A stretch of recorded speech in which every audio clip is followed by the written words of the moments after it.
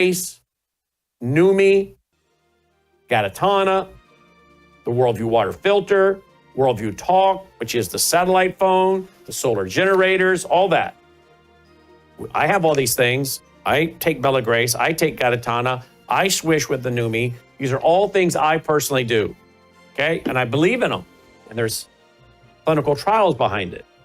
worldviewtube.com/sponsors. Because folks, I didn't have somebody like Tucker pony up $15 million. We have to try to bring it in every month. I can see why people finally retire, because they get tired of that grind every month. But I'm not planning to, but I gotta have your support. Okay, there are 3 ways right there you can do it. So thank you. All right, talk to you tonight on Brandon House Live. Take care.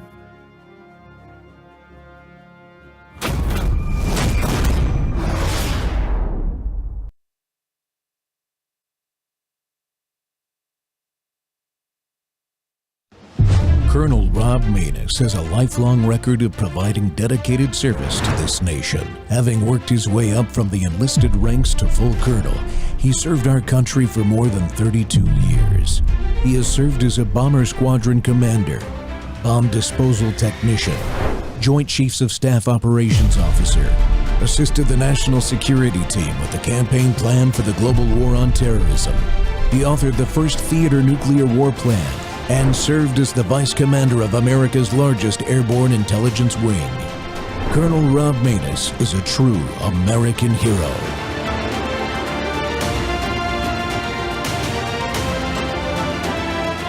This is Rob Maness Live. Caroline, so Secretary Hegseth announced yesterday that Army recruiting levels have reached 12-year highs in December, 15-year highs in January. What is making young people want to serve the military under the Trump administration, and how does that contrast to Biden's failure consistently to meet recruiting average? Yeah.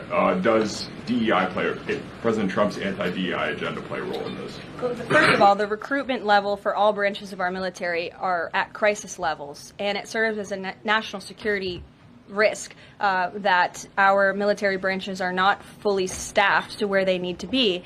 And I do believe it's a culture problem within these institutions that the president is very much committed to fixing, as emphasized by the executive orders he has signed to root DEI out of the military. And I think when young men and women who are honorably signing up to serve in our nation's military see somebody like Pete Hegseth, the new Secretary of Defense, who is a proven warfighter, who risked his life in battle for this country, who understands what it means to deploy and to defend the Constitution and your nation abroad and to put your life on the line. When they see a leader like that and a leader like President Trump, who is committed to peace through strength, that's very inspiring. And we look forward to seeing those recruitment numbers and retention numbers skyrocketing over the next 4 years. And I know Pete Hegseth is committed to increasing recruitment at all branches of the military. I would defer you to the Department of Defense on exactly what he plans to implement.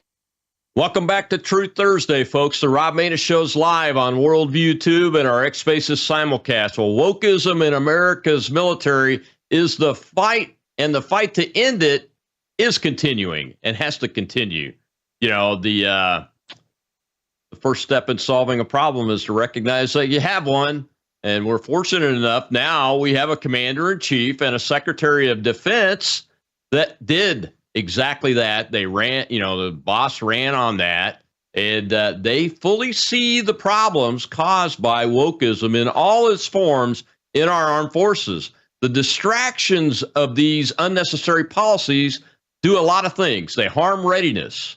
You just heard about the recruiting. That clip was from late January of this year, right after the inauguration. And the overall ability of our nation to defeat our enemies in war. That's our job at the Department of Defense. And we have many enemies. We need a DOD focused only on how to strengthen our defense systems and personnel with the right strategies and with the best people, regardless of the color of their skin or any other difference that somebody wants to make up. Warfighting lethality that deters wars. That is the mission. And we now have a team focused on developing the strategy and policies necessary to achieve that mission. But the Department of Defense is the most massive organization, and it will take time and extreme determination to find and eliminate every woke policy and the individuals resisting the changes. Well, my guest today to discuss all this is the Claremont Institute's Will Thibault. Will is an Army Ranger veteran and director of the American Military Project at the Institute, focusing on issues like this. Will, welcome to the Rob Maness Show. Thanks for joining me. Yeah, sir. Thanks for having me. Appreciate it. Yeah. Hey, tell folks a little bit more about your background and the Claremont Institute and this project you're heading up there and what its focus is before we dive too further into it. Claremont is an organization dedicated to the political underpinnings of the American founding. And it's an organization then that is dedicated to making sure that those are properly understood and made manifest in the critical institutions of our nation in 2025, now almost 250 years after our nation's founding. And, in 2023, the chairman of the board, Tom Klingenstein, our president, Ryan Williams, saw it fit to establish the American Military Project. Never before had we specifically applied a proper understanding of the American military as an institution to kind of the Institute's purview, and now it is. And I think it was high time because we were in the midst of the chaos of the Biden administration, kind of the mask coming off of how DEI has overtaken the military, or how it had, and now we're in the position to influence recovery to the American military as the institution it should be for the rest of the 21st century. I love it. I'm a fan of the Claremont Institute. I personally know a lot of the fellows that have gone through the system there. You guys do great work. And there's some data that backs up what we talk about in this issue. Let's talk about the recruiting thing for a second. I think the years were 23 to 24. White males were at their lowest recruiting levels, I believe, since we started counting it. Is that correct? Under the Biden administration? That's right, Colonel Maness. We found Army internal data that revealed the proportion of white soldiers was at its lowest in recorded history. It had followed a 6-year decline in the share of white recruits in relation to the rest of the Army. And this reasonably bore out in the other services as well. And so white Americans were making up a smaller and smaller percentage of the military, but critically, the more diverse populations of America were not joining at increased rates, despite all the money and attention devoted to trying to facilitate diversity recruitment. They were not joining at the increased rates to make up for this decline, in the share of white recruits. But I will say, I think the rapid recovery of recruitment levels in every branch, in particular the Army, Navy, and the Air Force, is a sign that this was more than a sociological phenomenon, but the decline of white recruits was actually policy, decades-long affirmative action policy in the military having its intended effect of reducing the number of white people in uniform in the hopes of having a more racially diverse force. We stopped those policies almost day one of the Trump administration, and we've seen this rapid and fast recovery that I think outpaces the movement of public opinion. That's an important distinction to highlight just how brazen and crazed the racial politics of the Biden DOD had become. Yeah, just so folks understand what Will just said, look, it wasn't that families of white boys and men were saying, hey, we're not going to join. It was by policy that was not recruiting and drawing in white males that are enlistment age and officer accession age, not necessarily like I'm up from a generational military family. We actually stopped recruiting when we saw the racial policies get out of control. I took that back up once this president got elected. And most families did that I talked to, which is a pretty wide anecdotal set of data. So I think that's had some effect on the recruiting numbers. But I think it's important to note, and there was an article either out today or just yesterday, that women numbers of recruiting are also through the roof, aren't they? So this isn't about just race, gender, and that kind of stuff. It's something deeper than that, right? Well, I think what that shows, sir, is that Americans want to serve in a Mhm. military that, one, gives every person a fair shot at success, regardless Mhm. of immutable characteristics that they can't control about their life, their Yeah. race, or their sex. And they also, secondly, they want to serve in a military that will be used in a way that benefits the American interest. I think you and I were both part of militaries who fought in long, far-flung wars in the Middle East, in Mhm. what I think any American can see is for uncertain, untested outcomes and an uncertain benefit to the American way of life. What I think people are responding to is a trust and confidence in President Trump, Secretary Hegseth, people like Secretary Rubio too, that they are going to make the decisions about military force in a way that directly benefits the American way of life. You have to have both as a part of this equation, because Mhm. when you have both, you have an environment and a military that people really want to serve, and an institution that folks, of which they want to be a part. Because as both you and I know, it is such a life-changing institution, but it comes at a great cost. It comes at personal sacrifice. So you're not going to do it unless you do have confidence that your service will be worthwhile and that you will be treated fairly and not discriminated against. Those are two crucial pillars of the recovery and the restoration of the American military under President Trump. Yeah, you're exactly right, man.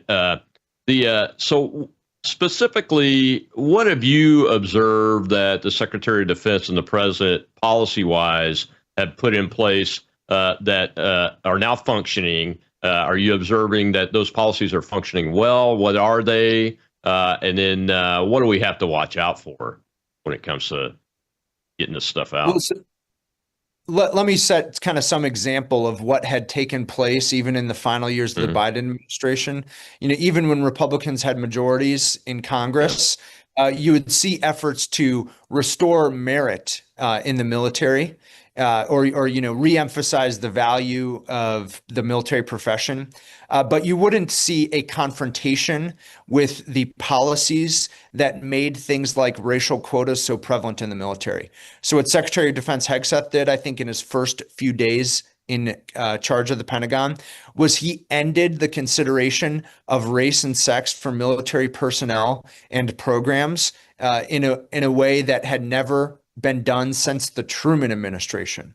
No longer will we see the policies like Secretary Hicks signed, Deputy Secretary of Defense Hicks signed, where she established force-wide quotas for every DoD civilian Hmm. and uniformed service member, meaning that every promotion of every rank and grade for civilians and for service members had to accord with certain racial outcomes. This was the kind of absurdity in which we were mired during the Biden administration. And Secretary Hegseth, just kind of jumped the gun and did what we had been laboring to do for too long, and he Hmm. ended that insanity.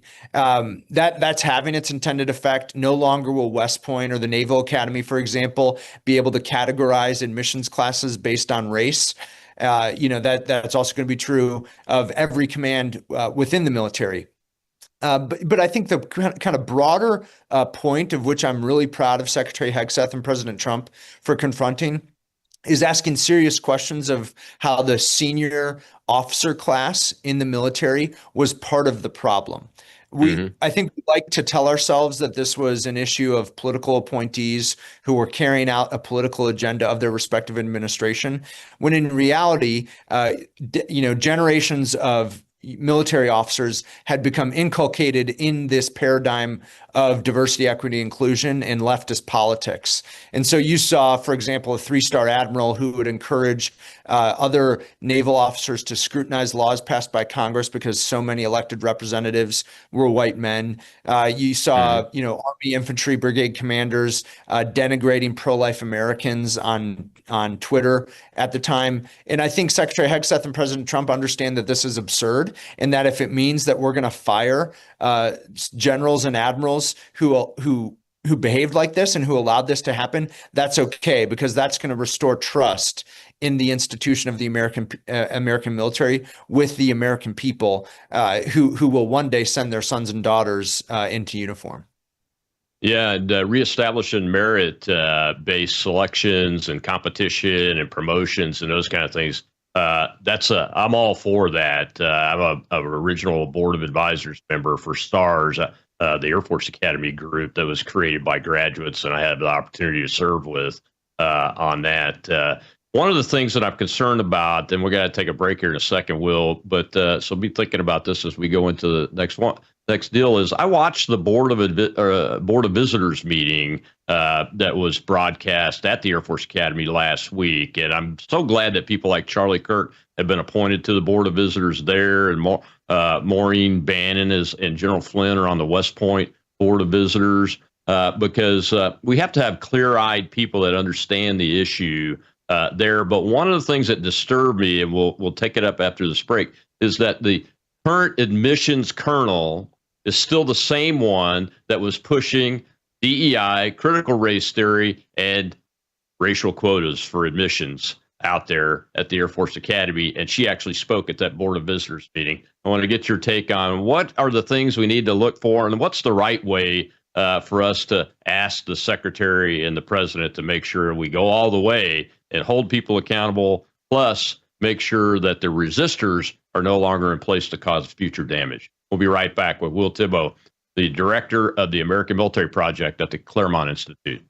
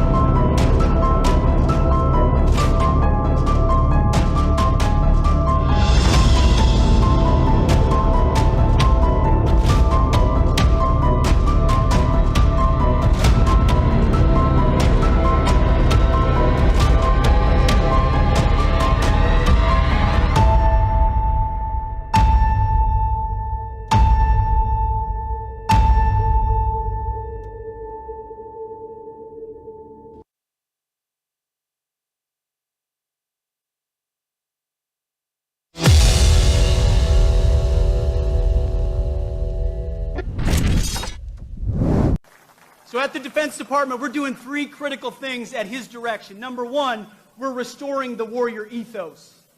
We're getting back to basics. Standards, accountability, readiness, training, warfighting, lethality. We're not a college or a university. We're not interested in your woke garbage and your political correctness.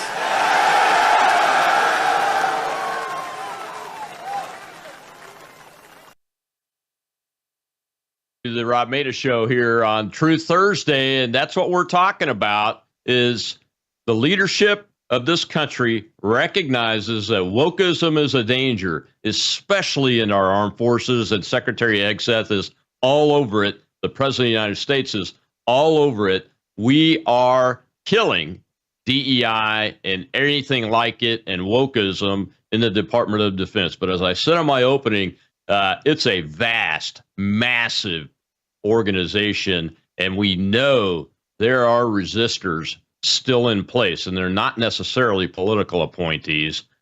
And that's one of the questions that I have that I hope my guest today, Will Thibault, who's the director of the American Military Project at the Claremont Institute, has been thinking about that and can make some recommendations on what the average citizen that's observing this and cares about it should be doing. Will, welcome back.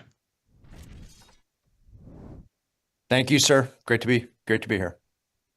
Yeah. So as I mentioned on the outro for that last segment, the admissions director that was the previous administration's admissions director. Now she's a commissioned officer, a colonel in the United States Air Force. I'm not calling for somebody who's firing, but if the same individual that was practicing those same policies, and not just in a way, in a non-ideological way, but in a very aggressive way, is still in place, how can we be assured that the death of wokeism is really and truly happening? And I think a lot of people are concerned about that. I get that question all the time. It is such an important point, sir. Although the uniform should obviate any political allegiance or political party affiliation, it doesn't mean that the people who wear the uniform are any less human than you or I. And Right. you highlighted something crucial as well. The military didn't merely tolerate DEI. The military and officers like the admissions officer at the Air Force Academy that you mentioned, they embraced it as an ideology that was somehow necessary to national security. You would hear superintendents of each military academy testify on how critical it was that we categorized admissions classes based on race. They wanted cadets and midshipmen to look a certain way based on the color of their skin. And that was something they at least convincingly portrayed that they believed. And so I think, simply an understanding that, perhaps the same people who did that under oath and fulfilled those policies are not the right people to then undermine and let go of the same policies that they so vigorously defended. It's not to disrespect them as people. It's not to denigrate their service in uniform, but it is to be honest with, I think the administration itself and the American people that we need new leaders in place who understand that DEI and race-based qualifications and classifications have no place in our nation's military. Let's get leaders who don't have this baggage, and let's get folks who can dutifully adhere to the orders of the President of the United States and the Secretary of Defense. Because we've seen how this, transcends different policy areas. President Trump gave the order to withdraw Afghanistan, about halfway through his first term, and it never happened. You saw Mark Milley, the chairman of the Joint Chiefs of Staff, calling his Chinese counterpart to walk him through U.S. nuclear posture and policy actions, complete violation of the chain of command. So I think there's a broader reconsideration of how the military relates to civilian control that is necessary and can be rectified with accountability over the complete, runaway train that DEI became under the Biden administration and the administrations of too many presidents before Joe Biden.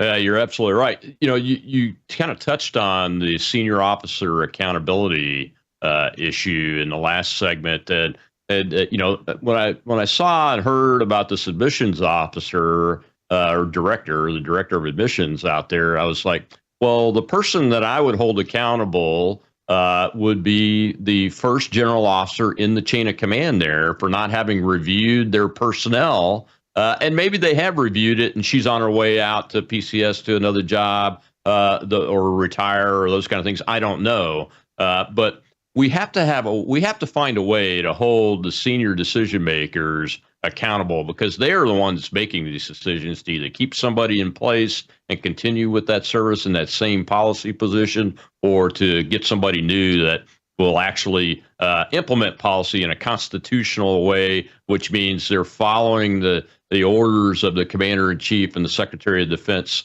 and act aggressively implementing the policy in a lawful way. So we've got to find a way to do that. And I get that question a lot too, Will. What are some of the things that Claremont and you have recommended of how we hold these folks accountable? I've made all kinds of recommendations, but I haven't really seen any true accountability yet outside of two sets of areas. One is all the JAGs, the senior JAGs in the services were fired primarily, I believe, because of the illegal legal advice they gave on the unlawful order for the COVID shot mandate. And then CQ Brown, the chairman of the Joint Chiefs, was let go. And as chief of staff, he actually signed a letter with the Secretary of the Air Force then that demanded that the Air Force look like those demographic percentages and saying that we had too many white male fighter pilots and air combat pilots, which is ridiculous to set goals and objectives like that, even in an implicit way. But they actually signed a memo. So we've seen some of that. The vice chief of the staff of the Air Force was a very DEI-oriented, woke-oriented, COVID vaccine mandate aggressive guy, and he was let go. But that's about it, really.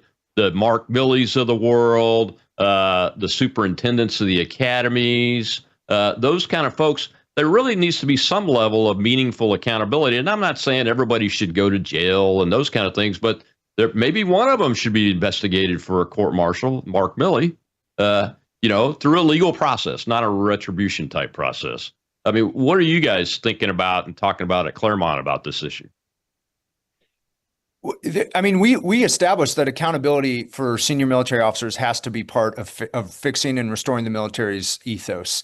And, to give the administration a little bit more credit, they let go of Admiral Donnelly. I think one thing, just as a quick aside, it was so easy for conservatives in the media to kind of pick on junior enlisted drag queens and, soldiers who posted TikToks, on their own account. And I don't support any of, of that out, or, I don't support much of what was expressed by those junior enlisted soldiers and sailors, but I don't think they're the problem. I think the problem is the chain of command who allows that to happen. So Admiral Donnelly was a guy who had Navy sanctioned drag shows on the aircraft carrier of which he was supposedly in command. His promotion came up again. It even kind of snaked through in the middle of the night through the Senate, and he passed. And it was going to be the commander of 7th Fleet. But to his great credit, Pete Hegseth pulled his nomination back. Ensured that he lost that job because he had a track record of politicizing the military by allowing these absurd drag shows on aircraft carriers. That's great leadership. And I think there's more to come. I think it's about getting a control and a sense of evaluation on the generals and admirals that we promote.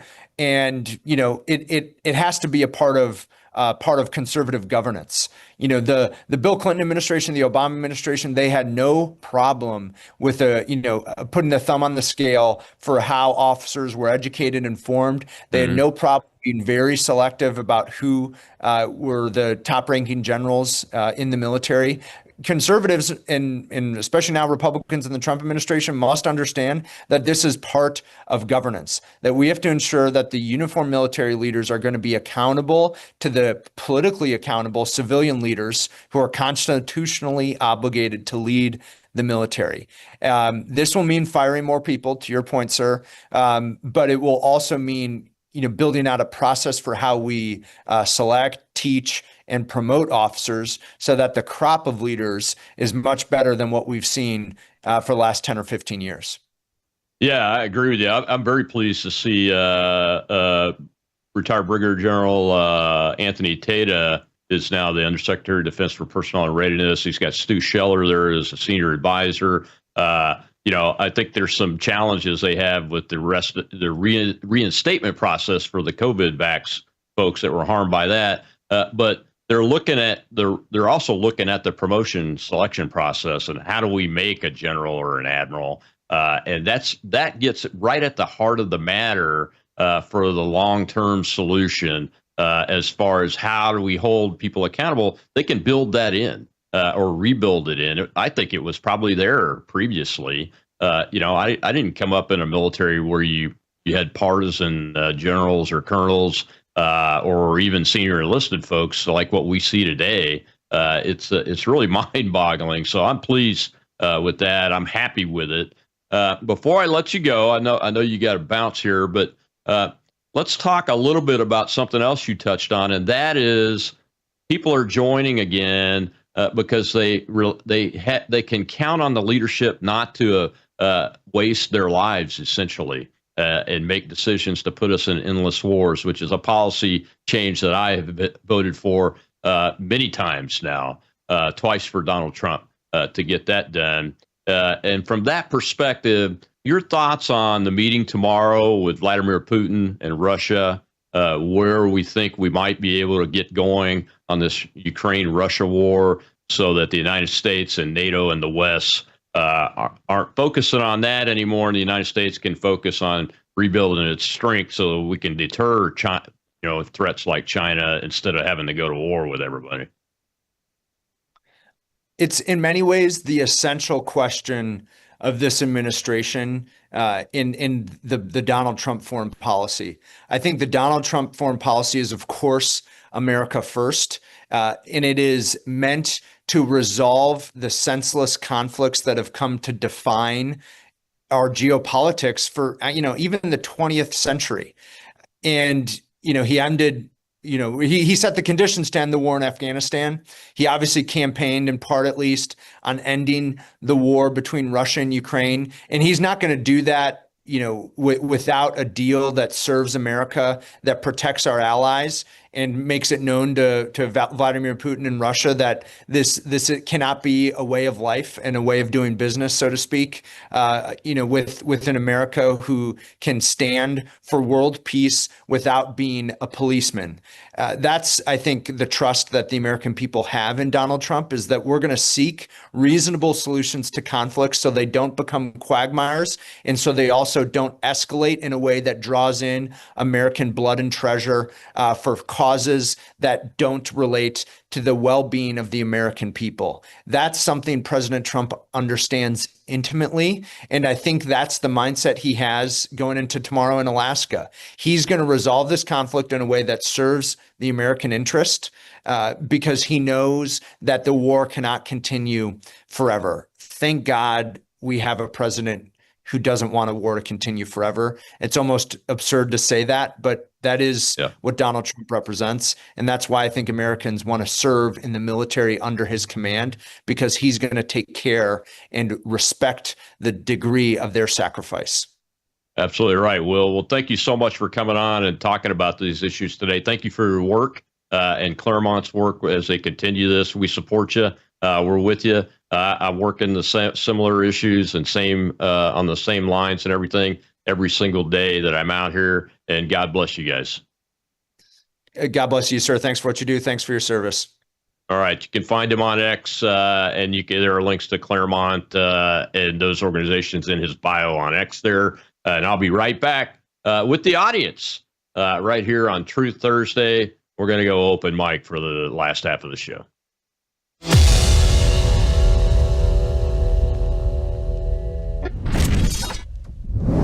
News is moving faster than ever, and so are we.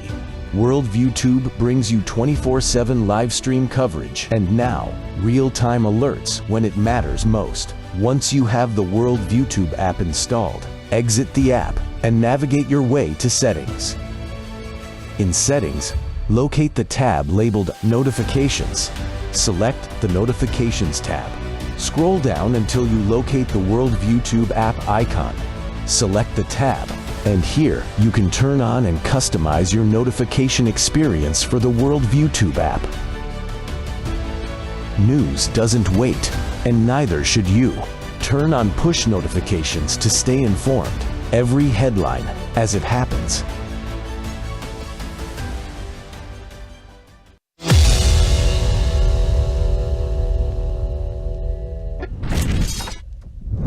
We are leaving wokeness and weakness behind. No more pronouns, no more climate change obsession, no more emergency vaccine mandates, no more dudes in dresses. We're done with that shit.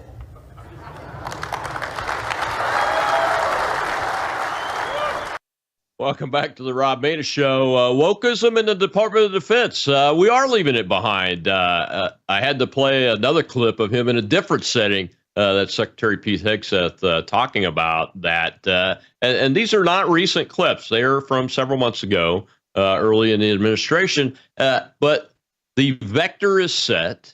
The throttles are set. We are full speed ahead on removing these distractions from the men and women's lives who sign up to defend this country with a blank check, which includes up to and including their own life, if necessary, to defend it.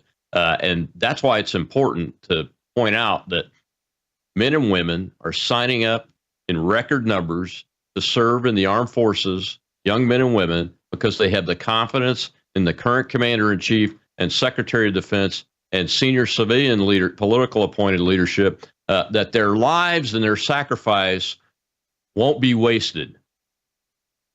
These decisions will be made in the context of putting their country first, and not in the context of doing things like building democracies in some part of the world that will never accept that democracy and will only cost blood and treasure. Those policy days are over from what we can see in the Trump administration and this Department of Defense, and rightly so. I have worked for it for a long, long time, and I'll say it over and over again.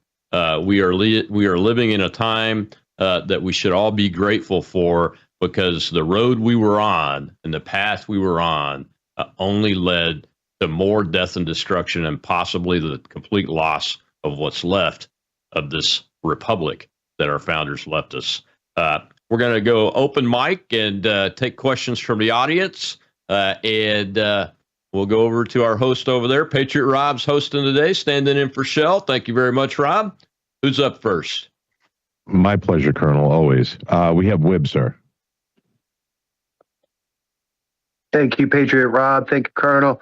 My question is about holding the senior officers to account for what's gone before.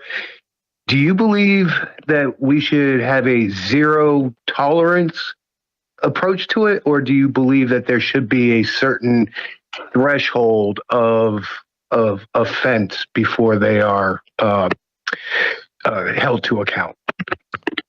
Well, the way the Uniform Code of Military Justice is designed, there are various levels of accountability that can be applied depending on the severity of the action that drives that accountability and that discipline. For the phrase, maintaining good order and discipline.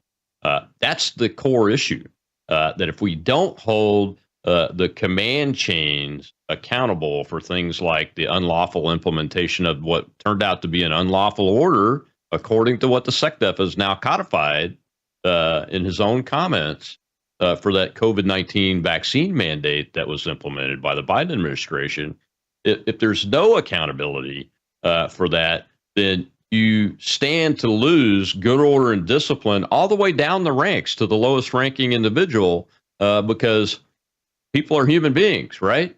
They talk. Anybody that's been in the military, especially as an enlisted person, like I have, know that the young person down at the E1 level, they're getting the information as it trickles all the way down, and now you have social media, so it's coming in laterally too.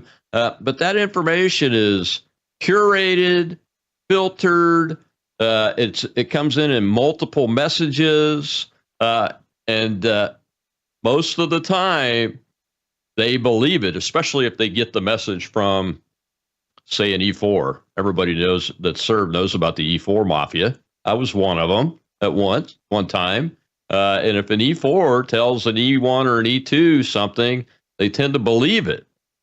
Well, you won't have good order and discipline if the message that's coming down to those young men and women is constantly, well, if you're a colonel or a general or an admiral or a Navy captain or a Coast Guard captain or above, you can get away with breaking the law because, and here's one of the reasons why I'm concerned about it and why I continue to call for accountability on that issue, the COVID-19 order, vaccine order, and that is many of them did break the law by violating religious rights of their service members that are codified in a law called the Religious Restoration Act, Religious Freedom Restoration Act. Okay? And if blanket orders were given, like has been documented in court cases, to deny all religious accommodation requests, that's against the law. So that kind of law breaking has to be addressed in one way or another. And I think it's going to depend at your level of where you're at in the chain of command, and whether you implemented that order in an honorable and ethical way, which I can't see how it could be done if you're trampling on religious rights. that are even codified in an additional piece of legislation outside of the Bill of Rights. So that law breaking has to be addressed in a meaningful way.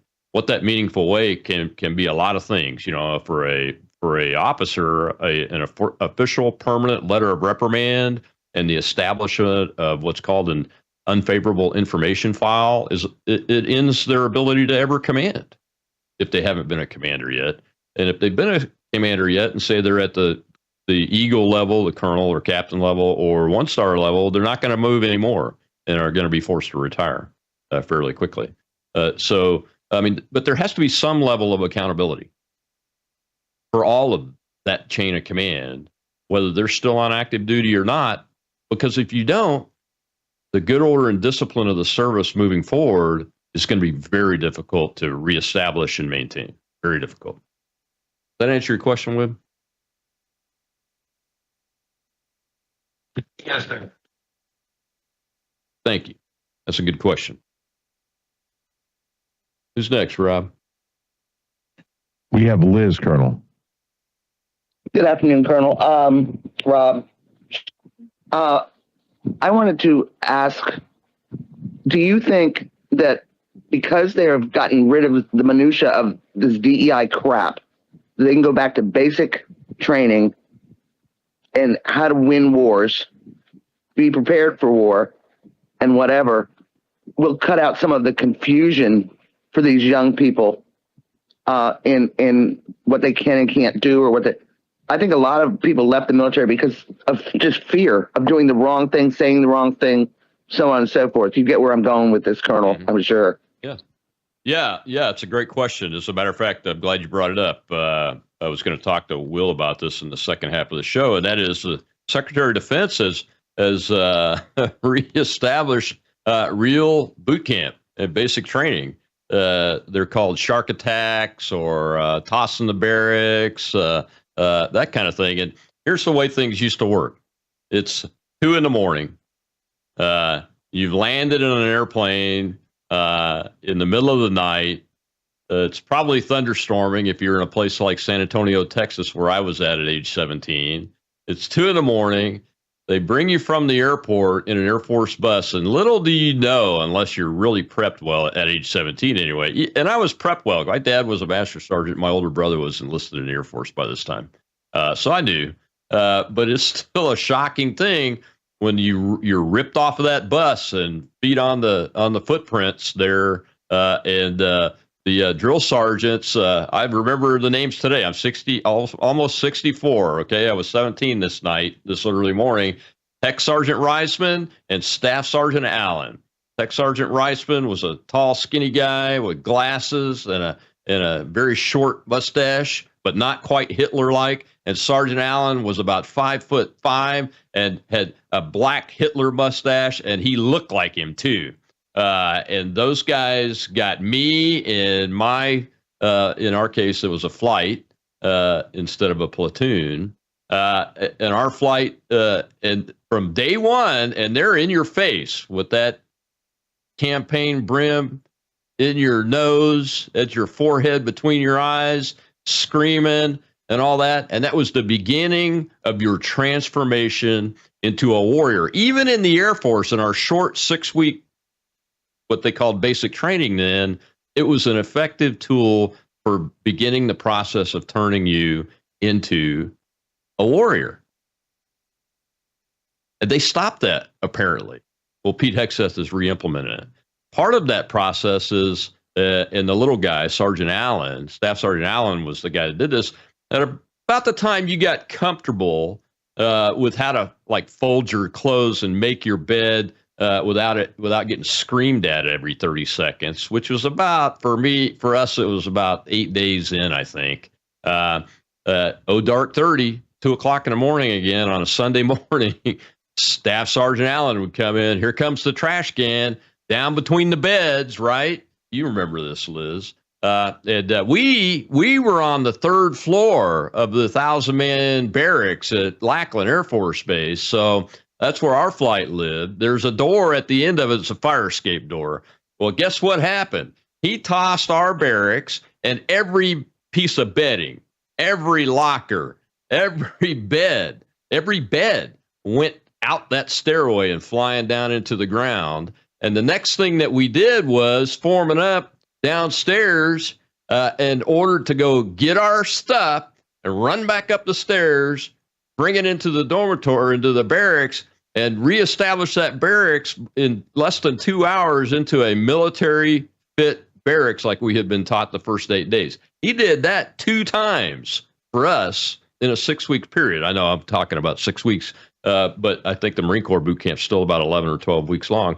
And I advocated the Air Forces should be at least 9, by the way, and get away from some of the softness that we saw even in our day. But Secretary Hegseth's had to reestablish the ability to do that, because I guess drill sergeants, we call them MTIs, military training instructors in the Air Force. I guess those folks were getting hammered for being mean. War is not nice, folks. War is not nice. When you raise your right hand and take the oath of enlistment or the oath of office and swear to defend the Constitution of the United States against all enemies, foreign and domestic, and give that blank check to the government, you are becoming a warrior. You can't afford to be nice, because your life and your buddies' lives right next to you, in front of you, and behind you all depend on it, and that's who you're actually going to die for in war. Ask anybody that's been to war, especially infantry. They will tell you that people are giving their lives for their people next to them. That's who they love the most on earth. Every time I've ever asked anybody that question, I've gotten the same exact answer. Doesn't matter the service. We've got to take our last break. We'll be back in a minute, and when we come back, you're going to see a clip from a former Defense Advisory Board member, Susan Rice, and the President of the United States, Donald Trump, had to fire her. You'll see why. I'll be right back.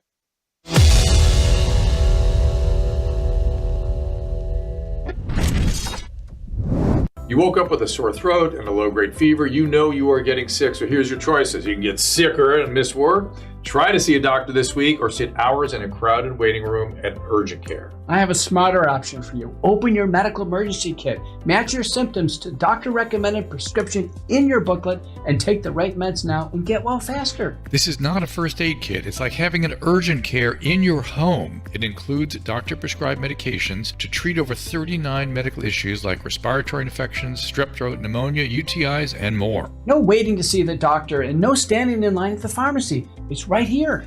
Every home should have at least one medical emergency kit, and here's how to order. Go to worldviewhealthcare.com. Your kit to treat dozens of common and serious illnesses is rushed to your door. worldviewhealthcare.com. That's worldviewhealthcare.com. The emergency kit available at worldviewhealthcare.com. Make sure you don't have to go to urgent care. I got pneumonia. I didn't have to go. I took this last year. Stayed at home, went to bed.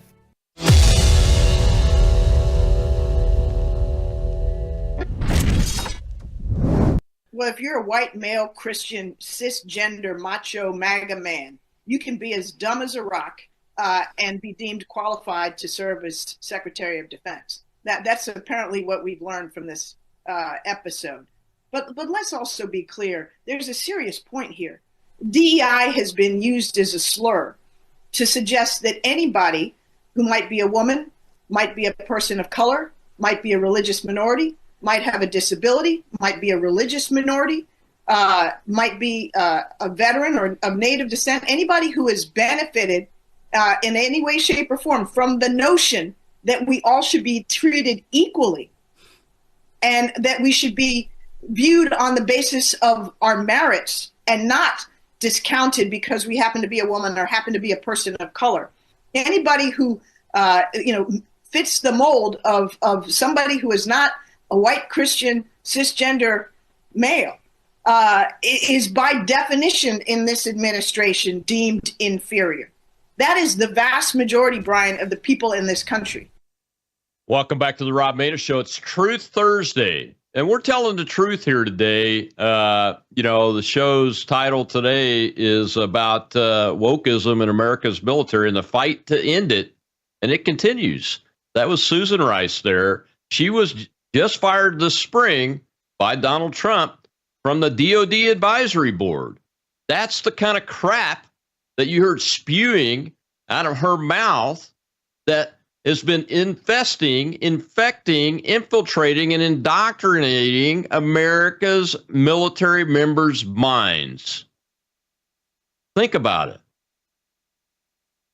Will Thibault from the Claremont Institute is right. It was by policy that white males weren't coming in and signing up to serve. It was intentional by policy. And she tried to throw in, I hope everybody listened to that. She tried to throw in that if you want to be treated with merit and equally, then you're not wanted. Well, that's baloney. My colleagues and I know Mr. Thibault's colleagues at Claremont Institute, they have been fighting to reinstate a meritocracy in the United States Armed Forces for years because of these racist objectives for things like admissions into our service academies. For years, and now we're doing it, and she has the audacity to lie and hang her hat on merit, on admitting people by merit and treating people equally?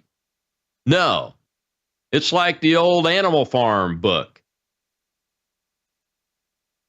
Everybody's equal, but some are more equal than others. That's what you witnessed and the American people and the American military lived through in the Biden administration.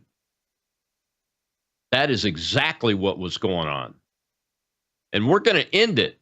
Thank God we have a president of the United States and a secretary of defense and other political appointees that understand what it means to let people into the Air Force Academy or the Naval Academy or Coast Guard Academy or West Point Military Academy by merit and not caring what their immutable characteristics are. Because quite frankly, it doesn't matter if you're a white man or a black woman. Not everybody is cut out for military service, and not everybody is cut out for military leadership. You can't possibly field the best armed forces in the world that all of our enemies will be deterred by having racial or gender quotas and treating people differently under the law, which is what's been happening both inside the military and outside the military. Well, we're on open mic, so I don't want to rant too long. I got a hand up over there. Patriot Rob is our host. Go ahead, Patriot Rob. Who's next? We have Buck, Colonel. Colonel, pleasure to talk to you today. Rob, Shell. Yeah, just real quick, sir. It is 13 weeks, and Paris Island is a little bit tougher than the Hollywood Marines because we get to dance with the sand fleas. So when you're on a parade deck and getting eaten by sand fleas, you learn concentration real quick. Sir, my question to you is, do you think, and I'm very happy to see the change happening in the military, going back to war fighting and what we are supposed to do. But do you think that we will see, if there is a change in the administration, which we hope there won't be, but if there is in the future, that, our officer corps will start to invoke duty to disobey some of these unlawful orders that have been codified in the past, because we just don't seem to see it other than, Colonel Schiller, who, I donated and followed his story closely. I don't think he technically disobeyed, but yeah, like you said, he said, put your rank on there and stand on your decision. So do you think we'll see that going forward, sir? And will this current trend last? Well, first of all, thank you for the question. Look, ladies and gentlemen, outside of the U.S. Armed Forces, we have, as an officer, I'm speaking as an officer and a former commander now, we have a duty to disobey an unlawful order. If I gave an order that turned out to be unlawful, I expect my people to push back on that and not follow that order. That's what even our lowest enlisted ranks, we train that into our people. Where does that come from? That training comes from post-World War II and World War II. Because what was the most common excuse by the German Nazi officer corps and the NCOs and enlisted that were killing people in concentration camps and shooting soldiers that had been captured in the back of the head and violating every norm and international law of war that had ever been written? What was their common excuse? I was following orders in good faith. I can't tell you how many times I hear the words, well, so-and-so was implementing this order in good faith. That's the same thing. I was just following orders. That's why we train our people that it's not only their ethical responsibility, it's their duty to not follow an unlawful order. Is that easy? No. And Buck, you mentioned Stu Scheller. I don't think he violated a direct order explicitly, but he violated some policy about appearing in uniform. That's where they went for him in a video where he was disagreeing with and criticizing the most senior leadership in the armed forces. So that's where they went with him: conduct unbecoming, those kind of things. But others on the COVID vaccine thing did push back, and they were retaliated against. And this gets back to the accountability piece. We have to have some accountability outside of being able to establish good order and discipline under the Uniform Code of Military Justice. When you think about the retaliation that occurred from commanders and senior enlisted NCOs that were a direct part of the chain of command supporting those commanders, there has to be some accountability there, because they've all been trained like I was trained. They came after me. I know they had that training. It's not hugely in depth or anything, but the training is there, because we all know that it's one of the hardest things you'll ever do if you have to do it. And you're probably going to get punished, at least initially, until it's proven otherwise. But there are people being punished today from that unlawful order, even though it's been declared an unlawful order and the judicial system has said it was an unlawful order. They're still being punished today. So we have to have accountability. So I expect this to get a direct answer to your question, Buck. I have an expectation as an American citizen and as a professional military officer that's been a commander that those senior officers are going to have to fulfill that duty to disobey unlawful orders.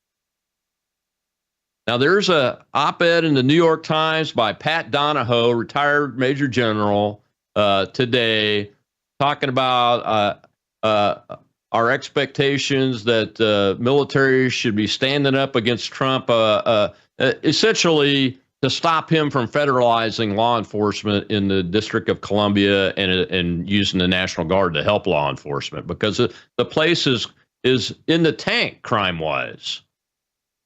And I know what some of you idiots out there that are on the left are going to try to say, you narrative people. I've seen it today. Well, the crime rates are at their lowest possible, et cetera, et cetera, et cetera. That's because you got people like the guy that was just fired in the command chain that wasn't appropriately and rightly reporting those crimes. Because, as somebody said earlier in this show, there you have it. The Democrats will break any law to achieve their objectives. We're not going to do that. The president right now is following the law. He has a unique power in the District of Columbia, especially. The National Guard usually works at the behest of the governor. There is no governor there. The commander-in-chief is the commander-in-chief. I think he delegates it to the Secretary of the Army, and the mayor, under the Home Rule law that was unwisely passed by our Congress, has a role in it too. But the President of the United States has a unique role there. He's following the law, and it's necessary. Oh my goodness, have you seen some? There were gangs riding motorcycles on the World War II memorial like it was an oval racetrack. It's an oval. If you've ever been up there, go check it out. Just the other day. That kind of stuff has ended in the last 3 days, by the way. We're hearing reports from people that live there that are saying, hey, I can go out at night and I don't have to worry about gangs and murders and shootings and all that stuff right now. because it's necessary.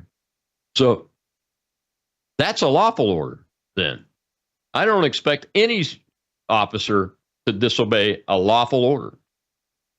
But if they think one is unlawful, they have a duty, not just a responsibility ethically, but a duty to disobey that and report that to whoever issued the order that they think it's unlawful and why, and then work through that process as hard as it is.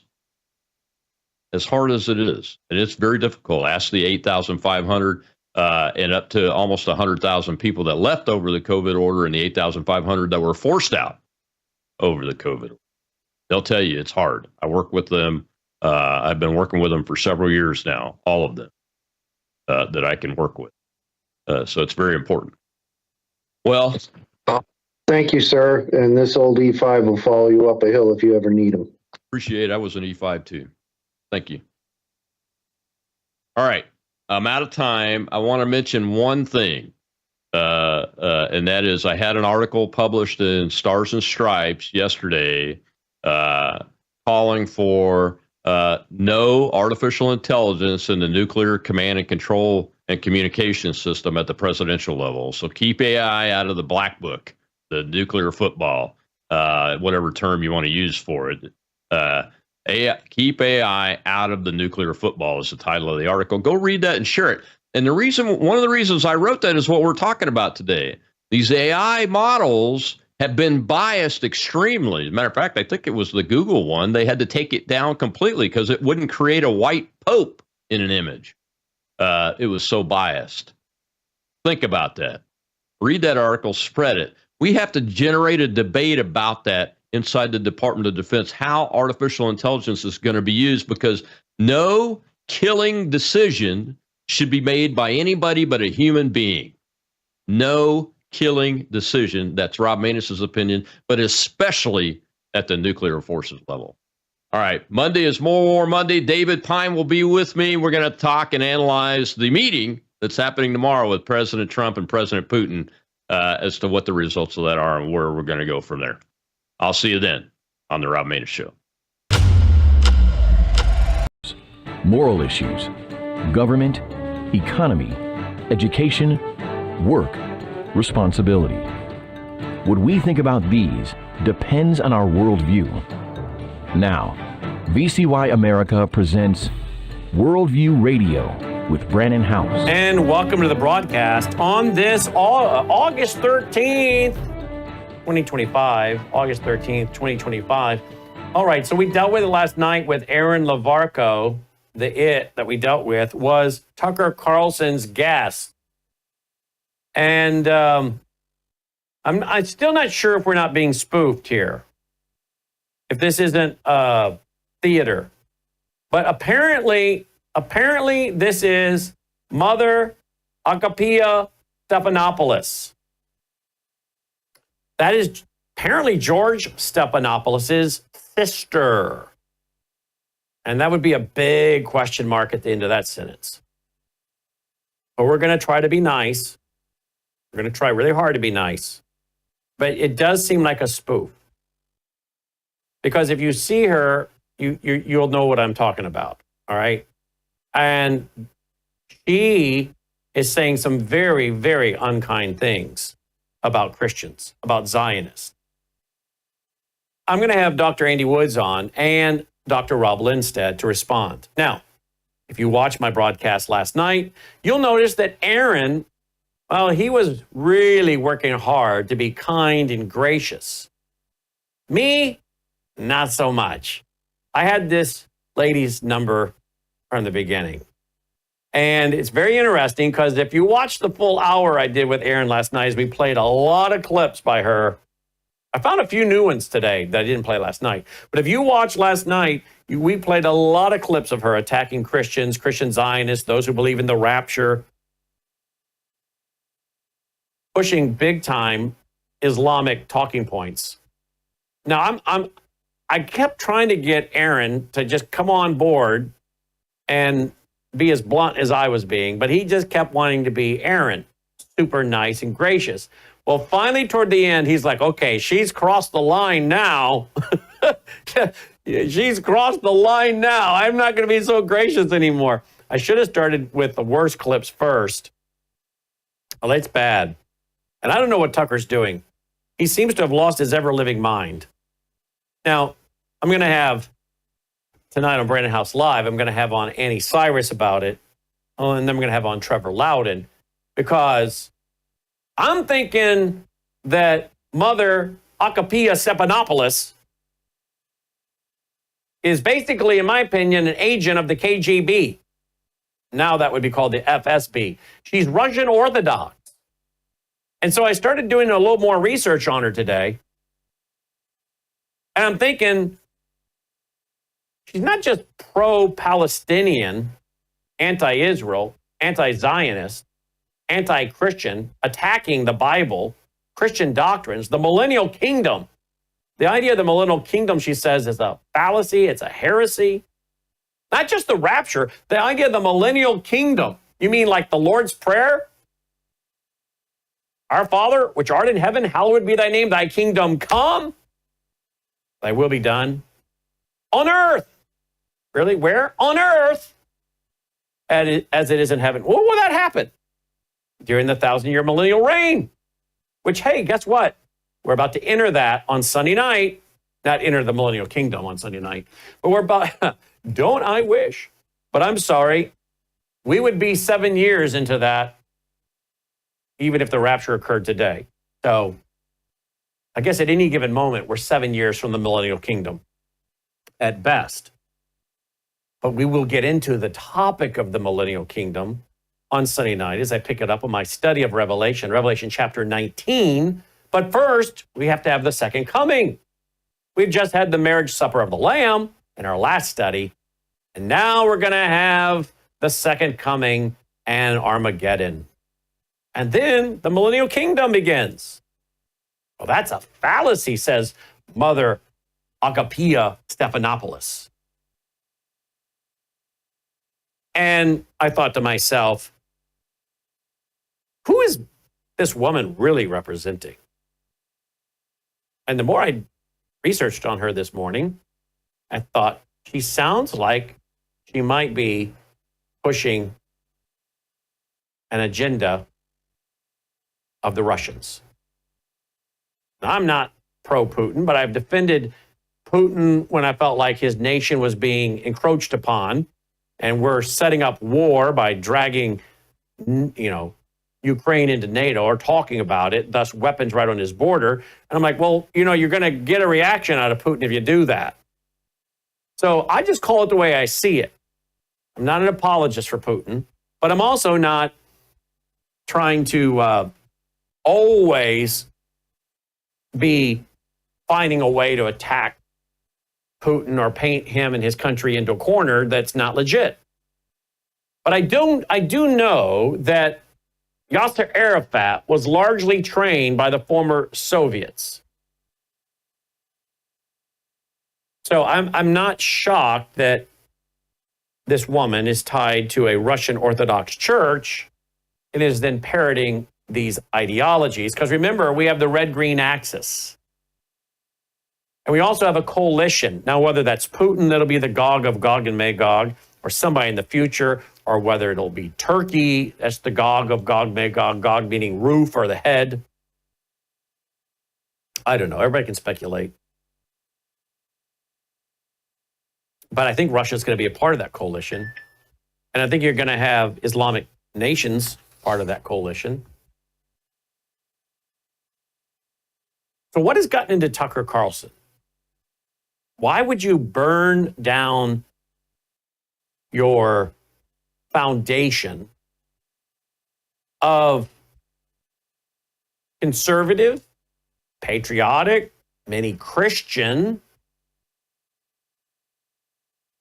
viewers? Well, I always say follow the money. But it's really painful to see what he has become. But he's not only become anti-Israel, In some regards, he's helping to build the coming religious Reich.